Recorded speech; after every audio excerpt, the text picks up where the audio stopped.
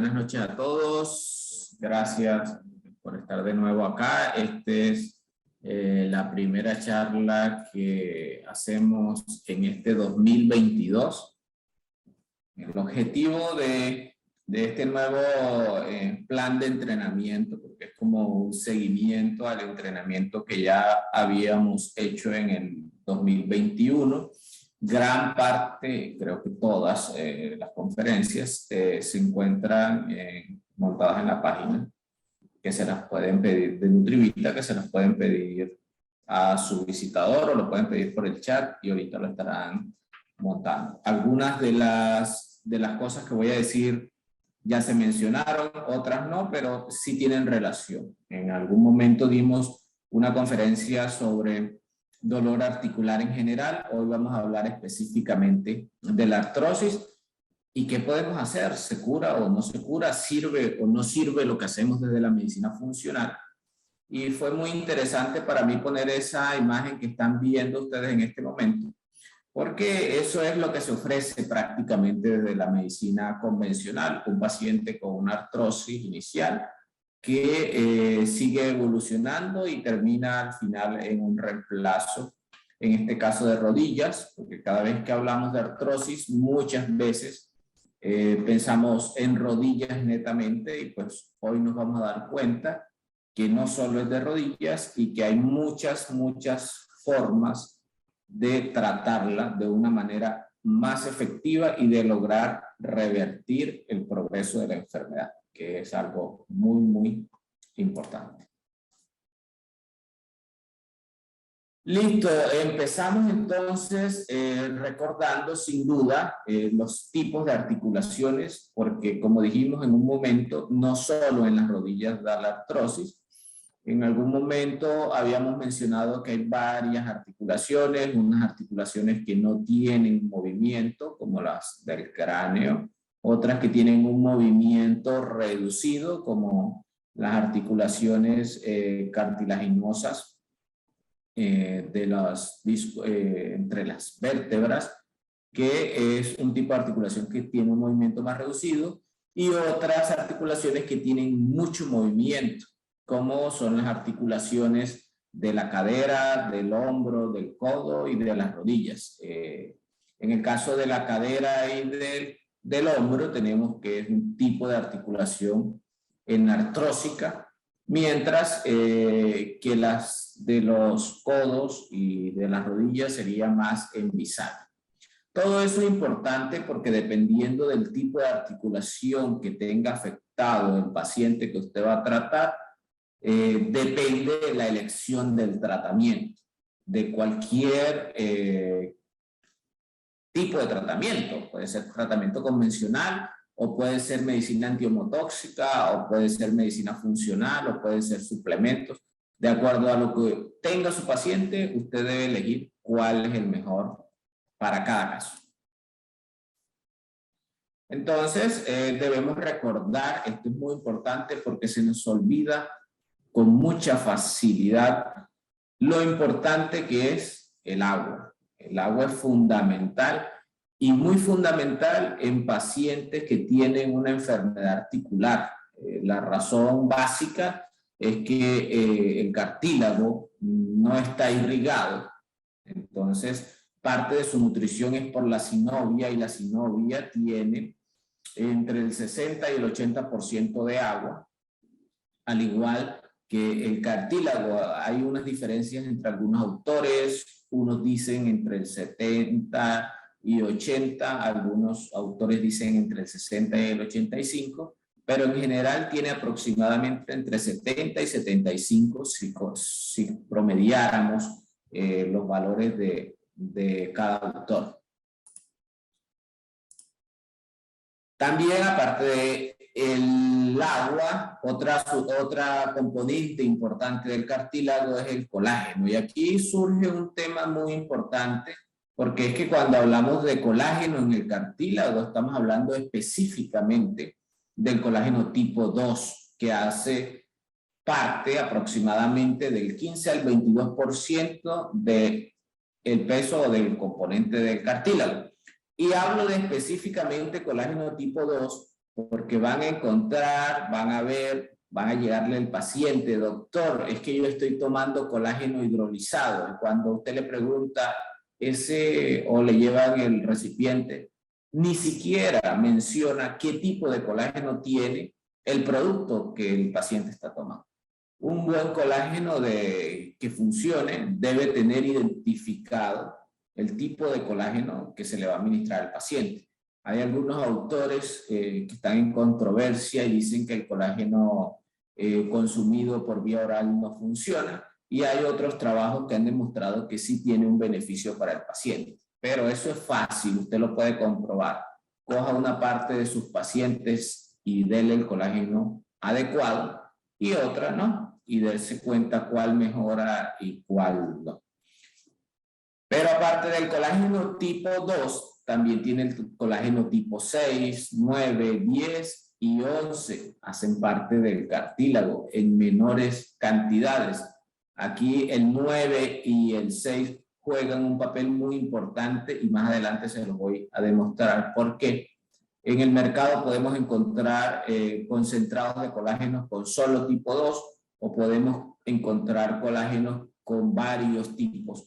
Y depende de lo que usted quiera con su paciente, va a mejorar. La mayoría de los colágenos que son sobre todo para la piel son colágeno tipo 1. Ese tipo de colágenos tipo 1 muy poco va a ayudar a un paciente con artrosis. Entonces, la mayoría de los que se consiguen en las tiendas que no especifican el tipo de colágeno, en general tienen colágeno tipo 1. Entonces, eso es muy importante porque si se lo toma un paciente con una enfermedad articular o con artrosis o con artritis, no le va a ayudar a ese paciente porque es tipo 1.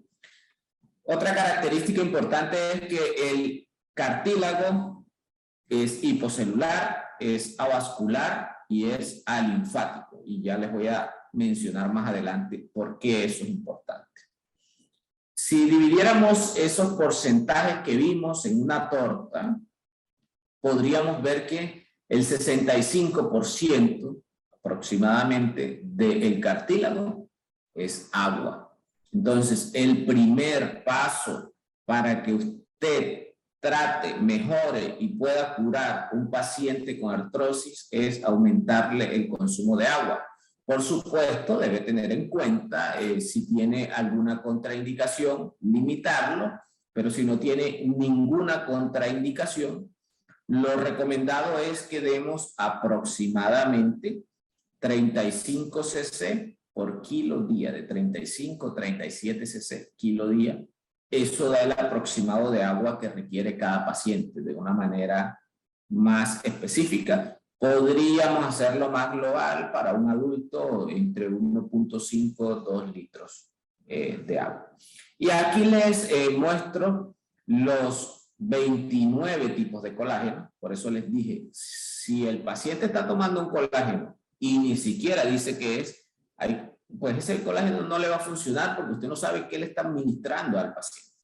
Si el paciente, la mayoría de los colágenos son tipo 1 y el tipo 1 pues está en los tejidos conectivos, sobre todo sirve para la piel, el cabello y ese tipo de cosas, es más para estética que para un paciente con una enfermedad articular, que es lo que nos trae hoy aquí. Entonces, en todos estos que están subrayados, son los colágenos que le podemos dar a un paciente con una enfermedad del cartílago articular. Le podemos dar colágeno tipo 1, podríamos darle, no porque vaya a afectar directamente al cartílago, sino porque nos ayuda en algo al tejido conectivo, pero casi nada al cartílago. Eso es importante. Y ahora les voy a explicar por qué el tejido conectivo en ellos es importante. Pero si solo le doy tipo 1, tejido conectivo, y cartílago lo dejo igual, no hace efecto. Tenemos tipo 2, que está en el cartílago, en el humor vítreo, tipo 3, que lo tenemos también en las articulaciones, sobre todo en los tendones, pero el tipo 6 y el tipo 9 están directamente en el cartílago. Aquí hay 4 que solo están directos en el cartílago, el 2, el 6, el 9 y el 11. Y el 1 y el 3 en el tejido los tendones y el tejido conectivo. Ahora vamos a ver por qué le damos esos dos. Estos dos que están en rojito son muy importantes porque hacen parte del soporte del condrocito. Y ahora vamos a ver cómo es eso. El condrocito en una articulación sufre daño por varios mecanismos. La principal causa de daño es que no se nutra bien. No se nutre bien si no tiene suficiente agua y si el líquido sinovial no es de buena calidad. Eso es una razón. Hay varias razones fisiopatológicas que vamos a ver más adelante. Esas cargas pueden ser por compresión, que puede ser de cualquiera de los cuatro lados. Unas cargas de extensión, que son laterales, cuando un hueso comprime sobre el cartílago se da la carga de tensión, y otras cargas por cizallamiento en el propio proceso de movimiento de la articulación. Si aquí vemos otros autores, ya esto no es en peso húmedo, sino en peso seco, va a dar unos porcentajes específicos distintos del contenido aproximado de colágeno de cada parte. Aquí el cartílago pasa a tener entre el 50 y el 70%, pero el hueso desmineralizado, miren que alcanza a tener el 90%. Y aquí viene lo que les mencionaba, es muy importante el colágeno tipo 6 y también es muy importante el colágeno tipo 9 porque hacen parte del material de sostén del condrocito. Entonces, si explicamos esta parte de la imagen de una manera más detallada, podríamos decir que acá tenemos la matriz extracelular, que lo que hacemos medicina alternativa y que hemos escuchado eso en medicina antiemotóxica, sabemos que es donde se acumula gran parte de las toxinas y otro montón de situaciones y que hay que drenarla y limpiarla para poder sanar la célula. Entonces eso ya lo conocíamos, pero en lo que me voy a detener un poco más es en la matriz pericelular. Esta matriz pericelular está constituida por colágeno tipo 6, por colágeno tipo 9, pero además fibronectina y otras proteínas, va a servir de soporte al condrocito para que pueda manejar las cargas químicas, pero no solo las cargas, las cargas físicas, mecánicas, pero no solo las cargas físicas y mecánicas, sino todas las reacciones químicas, osmóticas y moleculares que se tienen que llevar a cabo para que el cartílago se nutra, para que el cartílago se regenere, como se debe estar regenerando de manera permanente, y no haya un desgaste de la articulación. Y entonces entramos a la artritis, a la osteoartritis, a la artrosis. ¿Qué es esa enfermedad? Pues esa enfermedad, una enfermedad articular que tiene dos características fundamentales. Hay una degeneración progresiva del cartílago y hay cambios asociados a los tejidos periarticulares. No solo al hueso y no solo al cartílago. También están involucrados en la enfermedad el tejido sinovial y los tendones y los demás tejidos que hacen parte de la articulación. No solamente se da en la rodilla y precisamente la razón de estas imágenes es que no esté la rodilla allí porque siempre nos sesgamos. Da más frecuentemente en la rodilla, da más frecuentemente en las articulaciones grandes, pero también las podemos encontrar sobre todo en articulaciones de la columna y dentro de la columna cervical. Pero también la podemos encontrar en articulaciones más pequeñas, como la muñeca y el codo, situación que es menos frecuente. Pero ¿qué sucede? ¿Cuántas personas o qué tanta incidencia hay de la enfermedad? Pues la Encuesta Nacional de Salud y Nutrición en Estados Unidos reportó que menos del 50% de las personas que tienen radiografía de osteoartrosis no tenían dolor. O sea, le hicimos a 100 personas radiografías y tenían osteoartrosis. Y de esas 100, menos del 50% tenía dolor. O sea que el dolor, la aparición del dolor, cuando aparece el dolor en un paciente con osteoartrosis, la enfermedad tiene ya un grado avanzado o un tiempo de aparición. Dentro de ellos no hay mayor diferencia entre hombres y mujeres. 1 de cada 8 hombres y mujeres que tengan más de 60 años tienen evidencia de osteoartrosis de rodilla. Sintomática, sin meter la estadística solo radiográfica, sino ya acá el paciente tiene síntomas. Y el dolor, pues por supuesto, es el síntoma principal. Una de las características de esa enfermedad es que el dolor se agrava con el uso de la articulación y se alivia con el reposo. Ya aquí muchos estarán diciendo, Brionia es uno de los medicamentos que tiene esa característica, que el dolor articular se alivia con el reposo, lo contrario a RUX-TOX, que no nos traen acá en este momento, pero que vamos a ir detallando y mencionando unas que otras cosas importantes. ¿Cuál es la fisiopatología entonces de la enfermedad articular? ¿Qué hace que el paciente enferme? Bueno, hay una fisiopatología por una causa estructural o por un daño de la estructura. En ese daño de la estructura, pues hay pérdida del cartílago, disminución de los espacios, calcificación de estructuras blandas y osteofitos. Esto es importante porque a veces no detallamos cuando vemos una radiografía las estructuras blandas, y si en ocasiones sucede que uno recibe una radiografía con lectura normal o sin lectura, y si no detallamos estos tejidos, incurrimos en error o en riesgo de ruptura de algunos tendones. En esos pacientes es una buena opción comenzar terapéuticas invasivas como el plasma rico en plaquetas. Esto lo podemos evidenciar por varios estudios, incluido una radiografía simple de la articulación.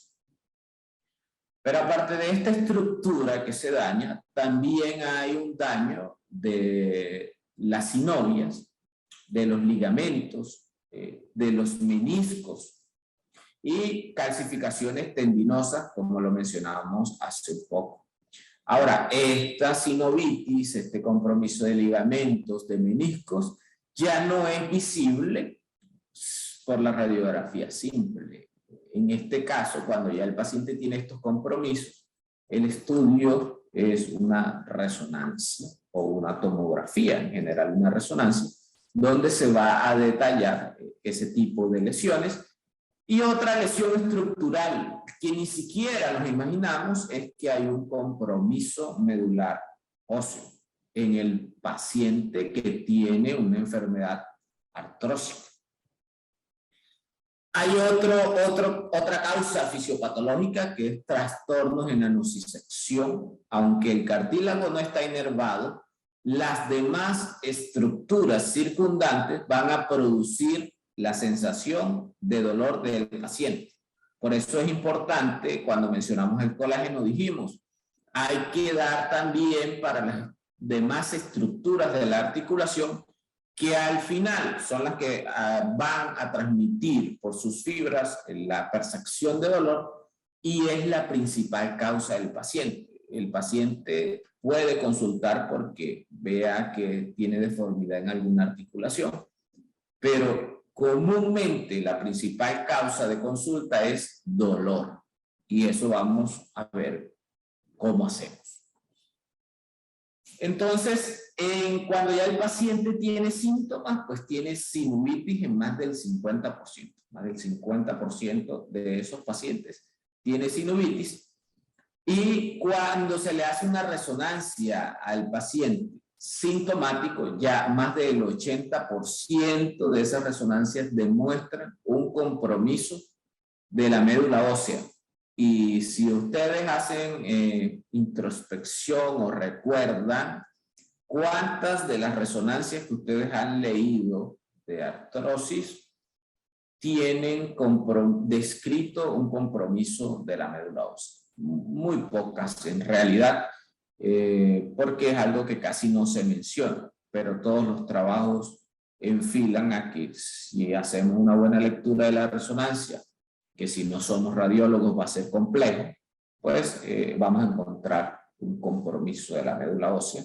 Y no menos importante, se ha identificado por estudios genómicos con GWAS que hay 21 locis de susceptibilidad, o sea, el paciente que sufre artrosis tiene un terreno predispuesto. Y el SNP que más susceptibilidad produce es el RS423-83-26. O sea que si yo le mando a hacer a un paciente un GWAS, voy a tener la posibilidad de identificar si tiene un factor de riesgo genético o un terreno predispuesto. Lógicamente no se hace, depende. Si usted tiene la posibilidad, su paciente puede hacerse el estudio, mándeselo, porque cuando identifique el gen afectado, usted puede encontrar mecanismos para disminuir el grado de expresión o bloquear la expresión. Y en general ese mecanismo es nutrición. Entonces, como lo principal, por lo que nos consultan los pacientes, es por dolor, ¿cómo siente el paciente el dolor? ¿Qué pasa para que ese paciente que tiene una enfermedad articular perciba el dolor y cómo podemos nosotros interrumpir ese ciclo? Lo primero que hay es que hay un aumento de la expresión de los canales de sodio, sobre todo en las neuronas postsinápticas. Hay un aumento de la liberación de glutamato y hay un aumento en la fosforilación de los receptores NMDA y de los AMPA.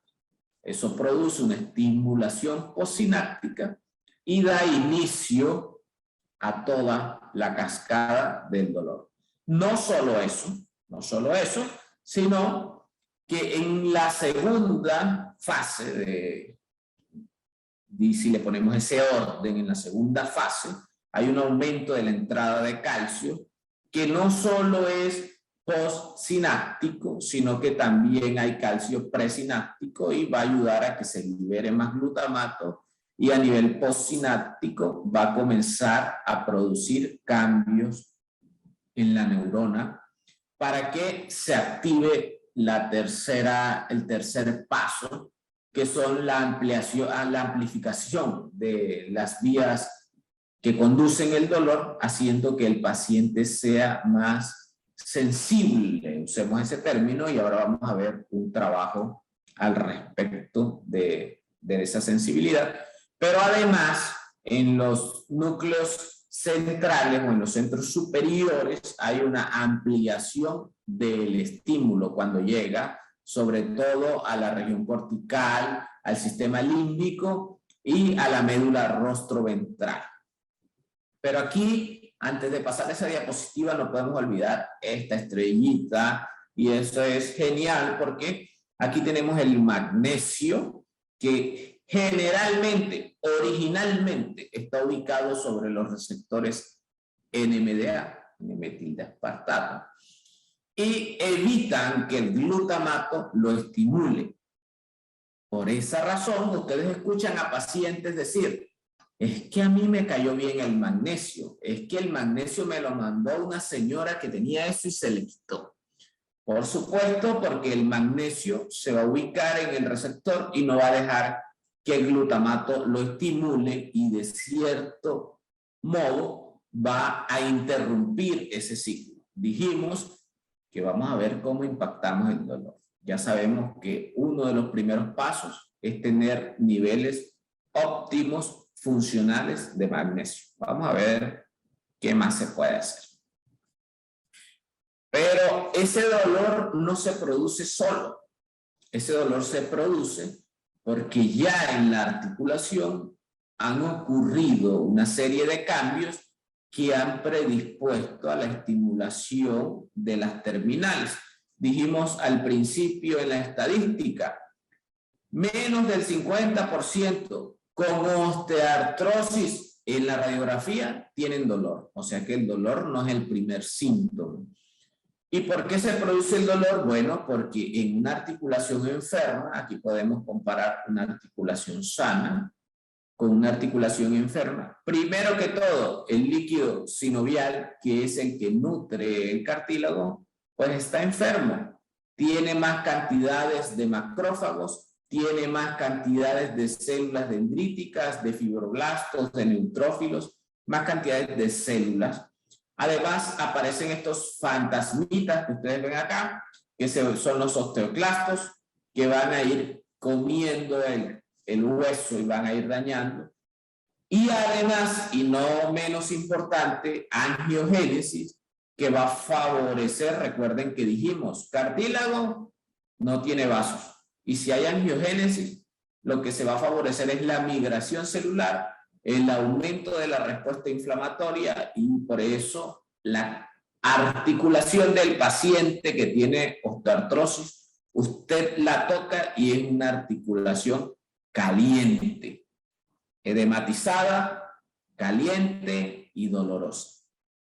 Toquen la articulación de sus pacientes y se van a dar cuenta. A veces, usted puede diagnosticar o sospechar que su paciente está por una enfermedad osteoartrósica solo con tocar la articulación sin que el paciente aún tenga dolor. Porque recuerden lo que dijimos, el dolor no es el primer síntoma.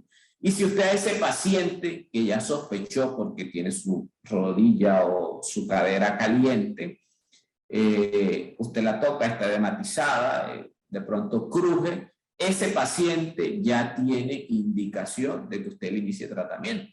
Pues no le vamos a iniciar el medicamento para manejar el dolor porque no tiene dolor, pero sí le podemos iniciar los demás. ¿Y cuáles son esos? Vamos a ver.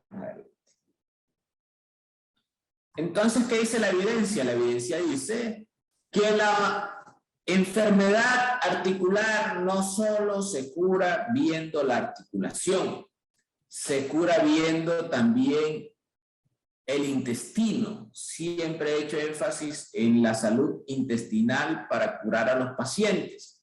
Entonces aparece en el 2019 este trabajo que se llama Eje Intestino, Cartílago, Microbioma. Cuando hablamos de microbioma debemos hacer una diferencia entre microbioma y microbiota, ya que microbioma es el material genético de la microbiota, de las bacterias. Entonces está involucrado el cambio de la flora intestinal en la aparición de la enfermedad artrósica, de la osteoartritis. Entonces, sí o sí, a ese paciente usted tiene que darle probióticos para mejorar la calidad de la flora intestinal y mejorar el cartílago y la articulación. No importa que el paciente le consultó por un dolor en la rodilla o en la cadera, tiene que darle probióticos porque ya está demostrado. Entonces, el ADN de la microbiota intestinal, o sea, el microbioma, también se encuentra en determinadas osteoartrosis de una bacteria distinta. En osteoartrosis de cadera, el ADN que se ha encontrado en general son de proteobacterias, en el de rodilla de actinobacterias y en el de hombros de Acinetobacter. Entonces, la flora impacta directamente en la consecuencia sobre la articulación. Pero es que no está solamente presente ese ADN. ¿Por dónde llegó? Comúnmente por la sangre. Miren, la capa leucocitaria contiene 93.74% de ADN bacteriano, del ADN bacteriano. Los glóbulos rojos, el plasma, y lo que más se encuentra son proteobacterias, aunque también se encuentran actinobacterias, firmicutes y bacteroidetes que hacen parte de la flora normal del intestino. Entonces decíamos que ese cartílago que vimos dañado en la diapositiva anterior era avascular. Entonces, si vemos un cartílago sano, miren, el vaso sanguíneo está por acá, muy incipiente, y aquí están los condrocitos. Pero cuando ya el cartílago se comienza a dañar, se generan microgrietas y fisuras, ¿verdad? Pequeñas y profundas. ¿Cómo se manifiesta clínicamente eso en el paciente? Usted tiene un paciente y comiéncenlo a hacer y comience a moverle la rodilla al paciente, ponga una mano en la rodilla y estírele la pierna al paciente y usted va a sentir crujido. Cuando comienza a sentir crujido, ya el cartílago se comenzó a fracturar. Sin embargo, a muchos pacientes usted le pregunta, ¿usted tiene dolor? No, a mí no me duele. ¿Y por qué sucede eso? Bueno, porque acabamos de ver que los estudios demostraron que el dolor no es lo primero que aparece. O sea que ese paciente ya está comenzando una enfermedad artrósica. Y cuando hay esas fracturas, miren lo que hay acá, que aparece aquí, bacterias comensales en el cartílago, que empeoran la enfermedad. Entonces, lo que acabamos de decir, sí o sí, tenemos que darle probióticos a ese paciente con una enfermedad artrósica. Y aún más, esos polisacáridos o lipopolisacáridos y los receptores tipo TOL-TLR4 están asociados a que haya una progresión de la artrosis, en este caso, en este estudio, de rodilla, durante 16 a 18 meses. Quiere decir que si este tipo de receptor se activa, la degeneración de la rodilla va a suceder más rápido. Y menciono la rodilla porque es lo que estudiaron en este trabajo. Pero ¿cómo yo desactivo el TLR4? El TLR4 se desactiva de dos formas, de tres maneras. Ajústele el plan nutricional a un plan más alcalino. Denle probióticos al paciente y denle ácidos grasos omega 3 de excelente calidad. Ideal con astaxantinas. Entonces al paciente es una opción. Yo al final les voy a dar más o menos una recomendación terapéutica y digo más o menos una recomendación terapéutica porque ustedes deben determinar de acuerdo a cada paciente cuál medicamento pongo y cuál no, basado en lo que vamos a ver que es evidencia científica.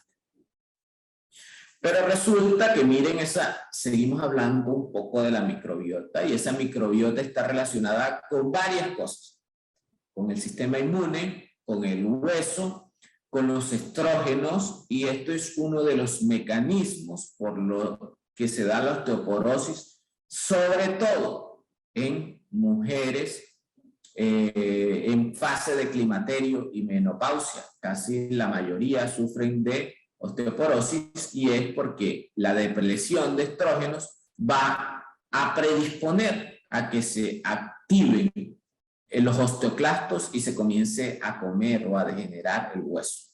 Lo que sucede normalmente en un intestino sano es que tenemos las células de la pared, tenemos las uniones estrechas y tenemos, en este caso, un estímulo externo. Bacterias, pueden ser una microbiota sana o un estímulo malo, una bacteria invasora.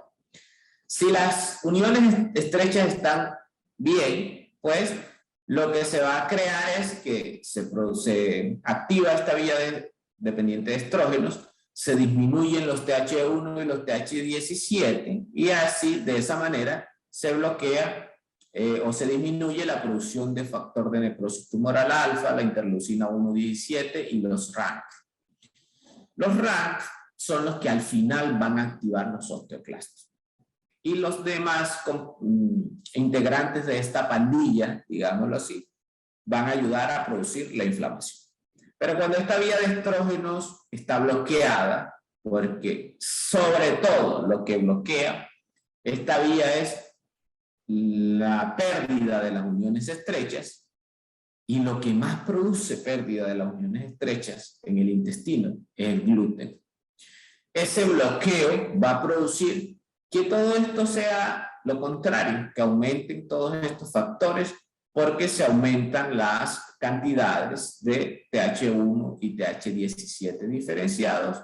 Todo eso va a ayudar a que haya una reabsorción ósea por un aumento de los osteoclastos, que si los ven aquí son como unos fantasmitas comiéndose todo ese hueso. Pero además de eso, miren que la microbiota va a optimizar el pH intestinal, ¿verdad? Va a mejorar la absorción de calcio. Va a mejorar la absorción de vitamina D para que pueda llegar. Recuerden que la microbiota produce vitamina K2 y la vitamina K2 es indispensable para que se absorba vitamina D. Y eso va a hacer el ciclo para activarse, hígado, riñón, ¿verdad? Va a estimular la formación de huesos y también va a mejorar la producción de serotonina.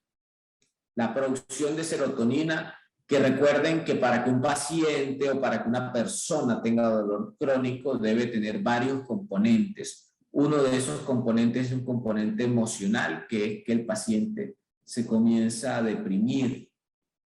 Ese componente es necesario para encasillar a un paciente en dolor crónico, no solo el tiempo. Y la serotonina, pues, es la hormona de la felicidad. Entonces, no nos queda ninguna duda que el probiótico es indispensable para tratar a un paciente con osteoartrosis, y todos esos cambios en la articulación que vimos pues van a predisponer a que ese paciente, esta es la intensidad aquí en el eje de las X, la intensidad del estímulo, y en el eje de las Y, la respuesta dolorosa. Entonces miren que cuando hay todos estos cambios, el paciente requiere un estímulo menor para sentir más dolor. Son pacientes que tienen dolor más intenso con menos estímulo. Ese paciente que usted llega a su consulta y cuando usted le va a hacer el movimiento de la articulación, incluso le duele estando acostado en la camilla. Entonces viene la pregunta, ¿qué podemos usar nosotros? Habíamos mencionado que el magnesio lo podríamos usar por allá, pero si la principal causa de consulta del paciente es dolor, ¿qué vamos a hacer?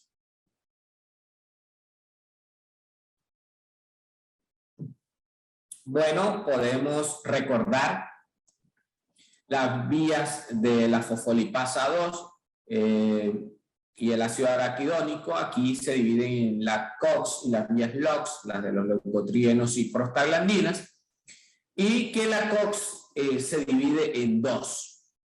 Hay dos tipos de COX, una COX constitutiva y una COX inducible. Los inhibidores de la COX que salieron del mercado, medicamentos convencionales, bloqueaban la COX-1, la COX-2, la COX constitutiva y la inducible. Y eso predisponía al sujeto, al paciente, a enfermedades o cardiovasculares. Por esa razón salieron del mercado.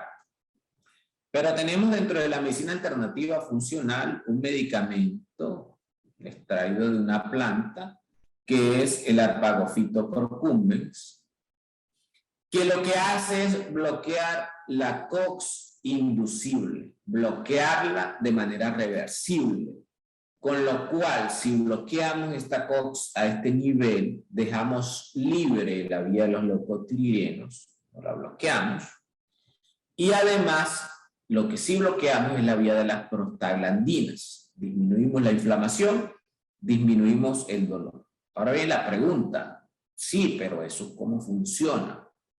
Si funciona, ¿qué evidencia hay al respecto?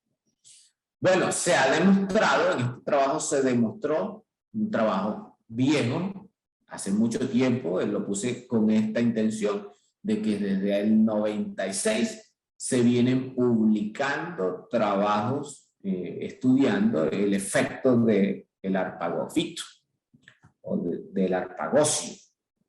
Entonces, en este trabajo se demostró que comparado con el placebo, el arpagofito mejoraba el dolor lumbar. Ah, pero estamos hablando de artrosis. Sí, pero dijimos que la artrosis no solo se da en las articulaciones grandes ni en la rodilla, también se da en las articulaciones de la columna. Y acá, bueno, se comparó, se le dieron 6 cápsulas al día a los pacientes de una marca comercial, Arpadol. Cada uno tenía 435 miligramos de arpagofitos procumbens.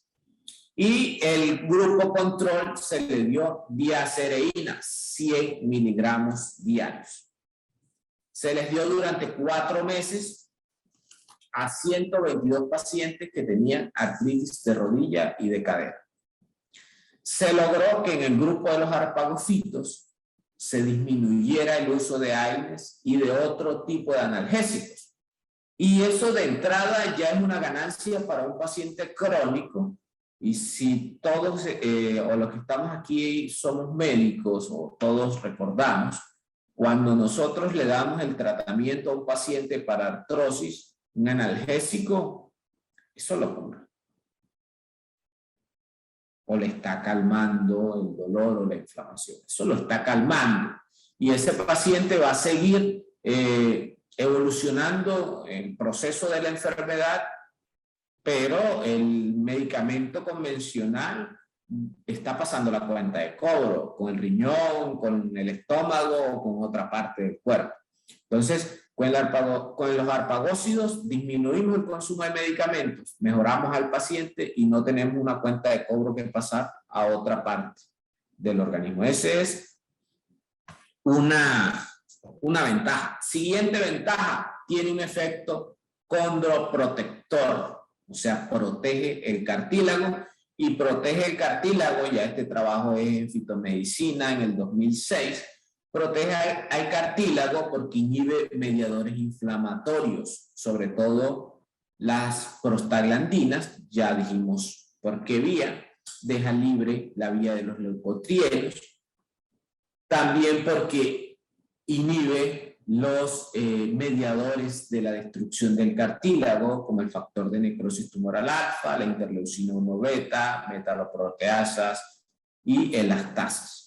Ya esto está demostrado, entonces tenemos efecto analgésico, efecto condroprotector del arpagofito, menos efectos secundarios, incluido el efecto secundario sobre otros órganos.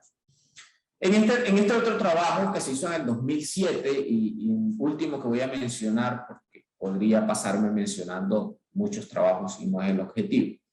Se le dieron a los pacientes, la intervención fue arpagofito, 6 tabletas al día, 60 miligramos de arpagócido al día en total. Y se le hizo un seguimiento mensual, el paciente llenaba su escala de puntuación del dolor diario. Y se comenzó a ver, ojo con esto es muy importante.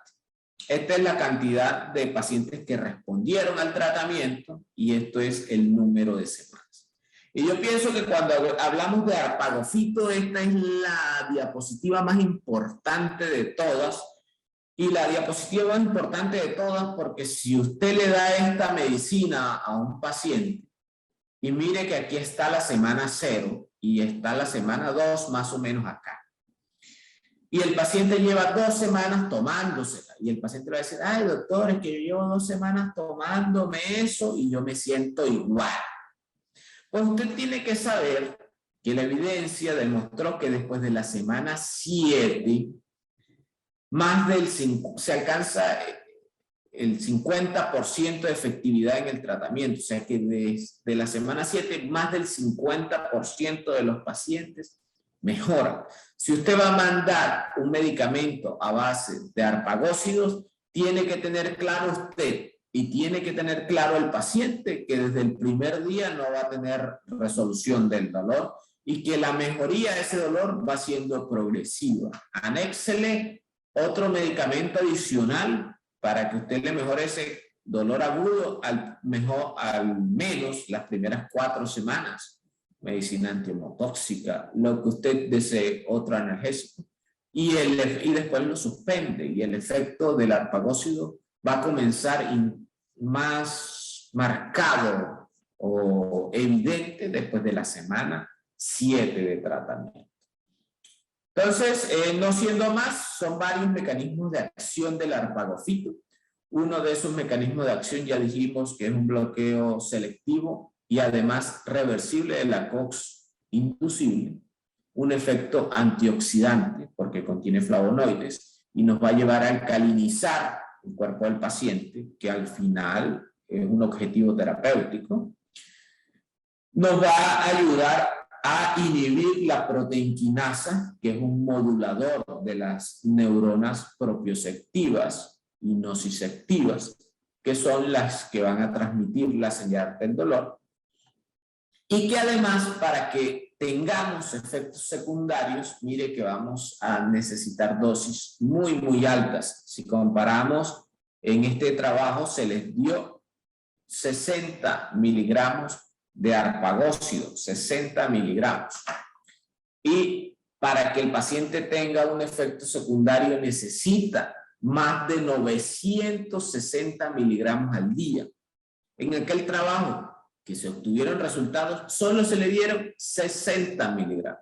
Que para alcanzar, llegar a tener efectos secundarios que comúnmente lo presentan los medicamentos, como náuseas, dispepsia y diarrea, necesitamos dar muchísimo más de lo que la evidencia demuestra para que el paciente presente síntomas de intoxicación. Y entonces ya dijimos, si el paciente tiene dolor, hay que darle arpagocino. Esa es una opción terapéutica adecuada. Pero también dijimos que había que darle magnesio, porque recordamos en la imagen que mostramos del magnesio, se pone sobre los receptores NMDA y además debemos recordar que es el segundo catión más importante a nivel intracelular, siendo también el 8º elemento que más abunda en la Tierra. Pero no solo por eso hay que dar magnesio. El magnesio hay que darlo porque 300 reacciones enzimáticas dependen de la presencia o no del magnesio, porque nos estabiliza el flujo a través de los canales de sodio y de calcio y por ende el intercambio. Recuerden que uno de los mecanismos, el primer mecanismo afectaba los canales de sodio, porque también afecta las reacciones enzimáticas en las cadenas ligeras de miosina, ¿verdad? Porque también afecta el uso de energía, de glicólisis y del ciclo de Krebs, y porque estabiliza los ácidos nucleicos, o sea, el ADN de la célula del paciente. Aparte de todo lo que hemos mencionado, yo creo que importante, el 55% del calcio, del magnesio está en el hueso. O sea que el magnesio, no solo el calcio, el magnesio es importante para mantener la salud ósea de ese individuo. Participa en otras funciones celulares en las cuales no me voy a detener mucho. Y recuerdo acá que si el magnesio está presente en este receptor NMDA, como está en esta imagen, pues el glutamato no se puede poner en el receptor porque el receptor está ocupado. Cuando el magnesio se aleja del receptor, el receptor queda libre y ¡pum!, llega el glutamato y estimula ese receptor. Entonces ahora viene la pregunta más importante, y esto me hace recordar cuando estaba en pregrado y comenzamos a hablar de los medicamentos y sabíamos que este servía para tal cosa, pero cuando llegábamos a la casa o donde un vecino nos preguntaba, yo sabía qué le tenía que mandar, pero no sabía cómo se llamaba. y esa información en ese momento no se volvía efectiva. Ya sabemos que le tenemos que dar magnesio y sabemos que le podemos dar arpagofito, pero si no sé qué voy a escribir en la receta al paciente, esta información le falta algo. Y eso es lo que vamos a entrar a detallar en estas 2 diapositivas que nos faltan. Entonces al paciente, sin ninguna duda, yo tengo que darle al menos estos 3 medicamentos. Sin ninguna duda. ¿Por qué? Porque independiente de si el paciente tiene dolor o no, independiente de si el paciente está avanzado o no, o si el paciente lo único que tiene en el momento es crujido articular, ya yo puedo iniciarle estas 3 cosas. La razón fundamental, bueno, aquí tenemos identificado en este colágeno qué colágeno tiene el sujeto, qué colágeno tiene la cápsula, perdón. Tipo 2. Demostrado por la evidencia que es el colágeno que está en el cartílago articular. Entonces, pero no solo tiene ese colágeno, sino que además de eso, aquí garantiza la cantidad de colágeno tipo 2 que tiene, pero también tiene otros tipos de colágeno. Se recomienda de este medicamento tomar 1 o 2 cápsulas. Cuando usted le mande colágeno al paciente, hay algo muy importante que tiene que decirte. El día siguiente tome mucha agua, o los días del tratamiento tome mucha agua, porque el colágeno va a absorber el agua que el paciente toma y puede presentar constipación, un poco de constipación. No quiere decir que el colágeno produce constipación, sino que el paciente no tomó el agua suficiente, porque él va a coger el agua para ir reparando. Hay varios en el mercado, este es uno, hay otros laboratorios que tienen otros colágenos con tipo 1, 2, 3, 4, 5, también son buenos, pero yo siempre recomiendo es que si van a dar un colágeno, si es en polvo, que venga en sobres individuales para que no se desnaturalice, y si es, perdón, y si no, que sean cápsulas. Magnesio, la principal dificultad del magnesio es la absorción. Para mejorar la absorción del magnesio, pues deben haber al menos 2 o 3 tipos de magnesio en cada cápsula o cada tableta para que se pueda aumentar la capacidad de absorción intestinal. En este MAC3 o MAC-X3 tiene 3 tipos de magnesio, con lo que se garantiza más o menos entre el 40 y el 60% de absorción del producto. Eso es muy importante porque cuando le llegue el paciente, doctor, es que yo estoy tomando citrato de magnesio o estoy tomando cualquier otro, uno solo, la absorción máximo 25%, o sea, muy poco. Cuando usted usa uno que tiene varios, va a aumentar la capacidad de absorción. Y un muy buen probiótico, Florawell, con el que podemos darle al paciente seguridad en el tratamiento, donde le tenemos que dar ese tipo de células, de bacterias, para que el paciente comience a absorber mejor y comience a sanar la articulación. Pero le puedo dar arpagofito si tiene dolor. Por eso les dije, aquí hay que individualizar al paciente. A todos los pacientes le podemos dar esto.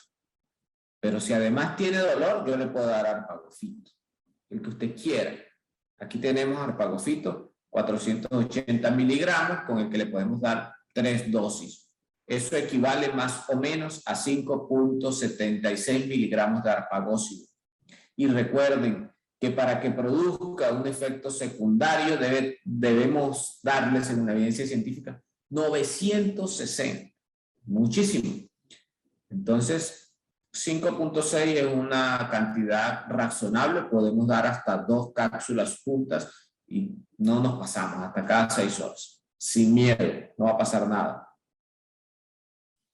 Y podríamos dar otras cosas. Ahí ya usted va a individualizar a su paciente. Podría dar, no sé qué darle, o le cruje la articulación, pero no quiero darle todas esas pastillas. Bueno, podemos darle Osteowell, que tiene unas concentraciones de calcio, de vitamina K, de magnesio, de zinc, que van a ayudar, y de vitamina D, que tiene una cantidad importante, 1200. suplementa los requerimientos diarios. Y eso nos va a ayudar a mantener a ese paciente. O de pronto yo tengo un paciente que sí tiene un poco más de dolor, podemos darle Movex, que Movex tiene colágeno tipo 2, magnesio, pero también tiene rosacanina que ayuda al proceso de inflamación, tiene calcio también, boro. Y el que sí yo le doy a mis pacientes, y ese sí es criterio de cada quien, pero yo a todos los pacientes con artritis al menos, no necesariamente a los de artrosis y debería, pero a todos los de artritis yo les doy dosis altas de ácidos omega 3 de buena calidad.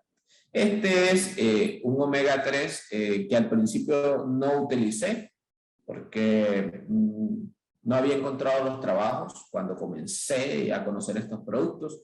Ahora me encanta, sobre todo por los niveles de evidencia científica. Hay estudios que se han hecho directamente con este producto. Ni siquiera es con omega 3, con Megared, con el producto.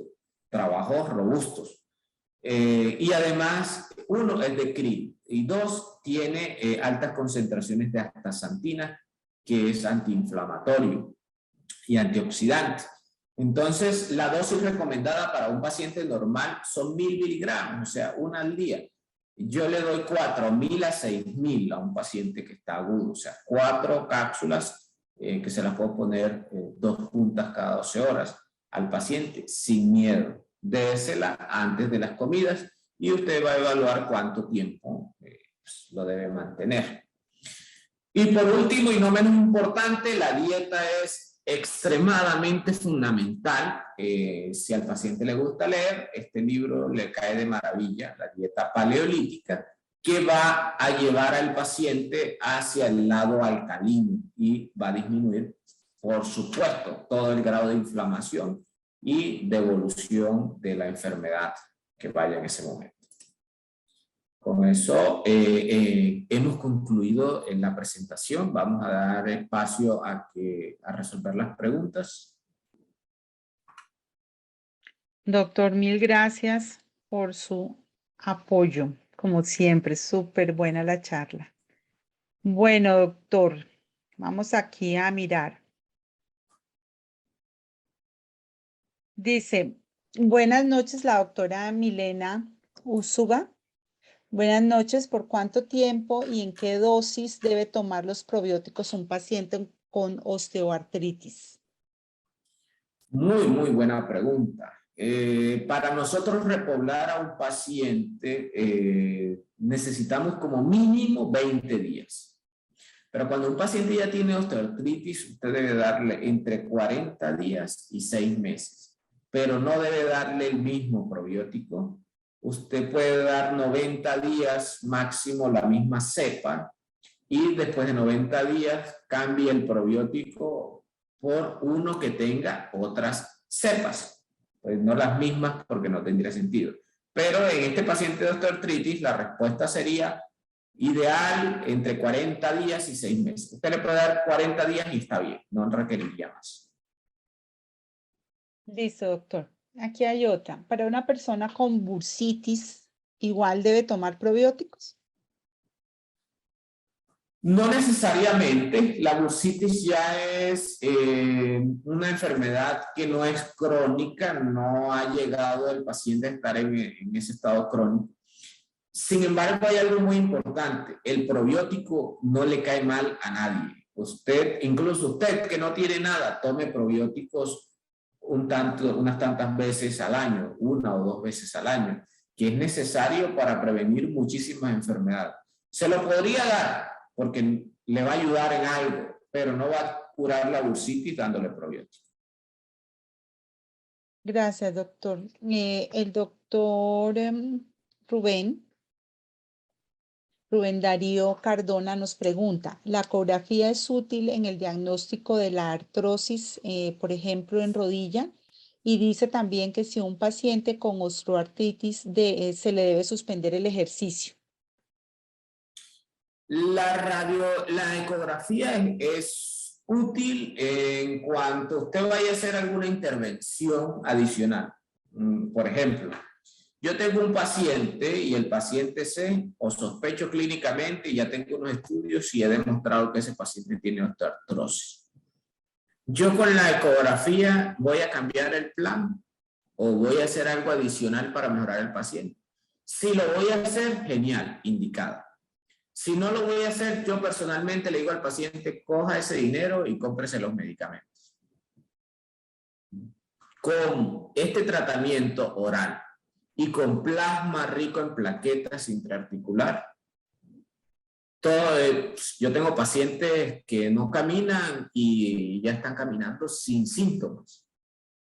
Lógicamente lo estoy asociando a plasma rico en plaquetas articular y en algunas ocasiones al mismo tiempo de plasma le inyecto ácido hialurónico. Muy bien, doctor. La doctora Berenice Gauta. Buenas noches, doctor. Excelente presentación. Paciente con fractura de coxis, ¿cómo sería el manejo con estos medicamentos? Ok, si usted tiene un paciente con fractura de coxis, yo le daría colágeno, denle analgésicos, que es probablemente lo que requiera. Si usted sabe hacer terapia neural, hágale terapia neural. En la Sociedad Colombiana, en Acolten, la Sociedad Colombiana de Terapia Neural, puede conseguir unas agujas largas de 12 centímetros, como este lápiz más o menos. Y usted toca el coxis, yo lo hago sin hacer tacto rectal, toco por la línea interglútea y desde la parte superior entro con la aguja y aplico el procaína u un medicamento de biopuntura directamente ahí. Si usted tiene experiencia y técnica y lo ha hecho, y no lo ha hecho, pero ya apoya, hágale sin miedo, no va a pasar nada. Y le anexa el tratamiento oral. Listo, doctor. El doctor Juan Carlos Castro dice que si los sarfagofitos tienen estudios en el lumbago por discopatía.